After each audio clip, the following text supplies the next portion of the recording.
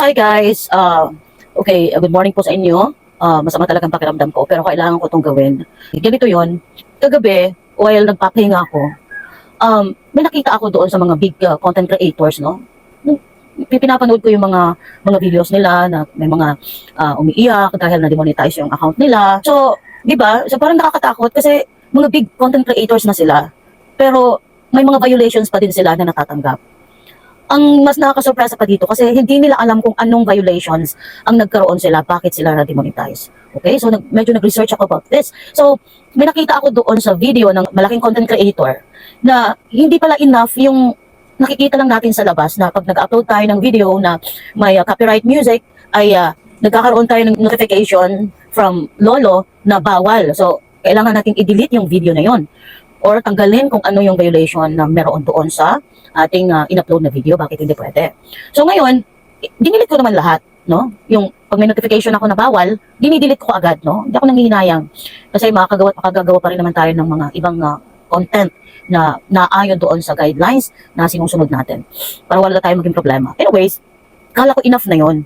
So, alam nyo, makikita natin yung mga violations natin, okay? At mga rason kung bakit may mga violations tayong hindi natin napapansin. Pumunta ako sa support inbox. So pagkapunta ko doon sa aking support inbox, my God, ang dami ko palang violations at hindi ko alam ang mga yon.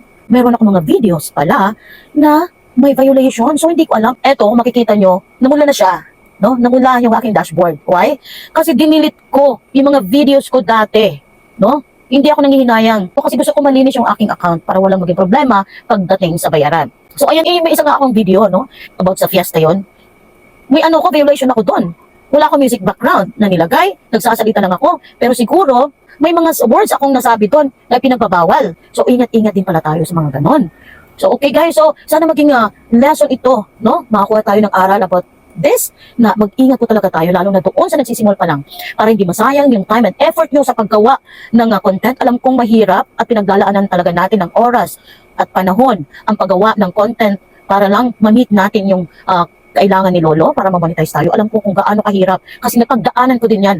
Hanggang ngayon, ay check nyo na support inbox nyo, baka madami na po ang alert nyo at violations.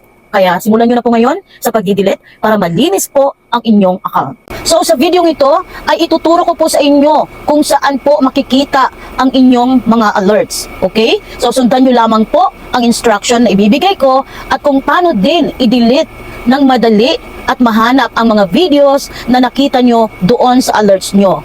Yung mga videos na may mga violations. Kasi kailangan po nating i-delete ang mga yon sa lalong madaling panahon. Okay po guys? So sundan nyo lamang po ito at para makatulong sa inyo. So guys, ito kung paano ma-check ang ating alerts. Punta po tayo sa inyong profile, then i-click po ang help and support. Then i-click ang creator support, then i-click ang content and audience tools. Then i-click ang reels, then i-click ang tatlong lines sa itaas, then i-click ang support inbox, then i-click ang your alerts. At dyan po makikita lahat ang mga videos na mayroong violations. So kailangan nyo pong i-delete yan. So kung paano natin i-delete ang mga yan, pumunta ulit tayo sa profile ninyo. Then i-click yung manage posts at piliin nyo yung may mga violations na nakita natin kanina doon sa alerts ninyo. I-check po yung box dyan sa gilid at madidelete nyo na po yan. So ganyan lang po kadali at sana po itong video ay nakatulong sa inyo. Good luck guys!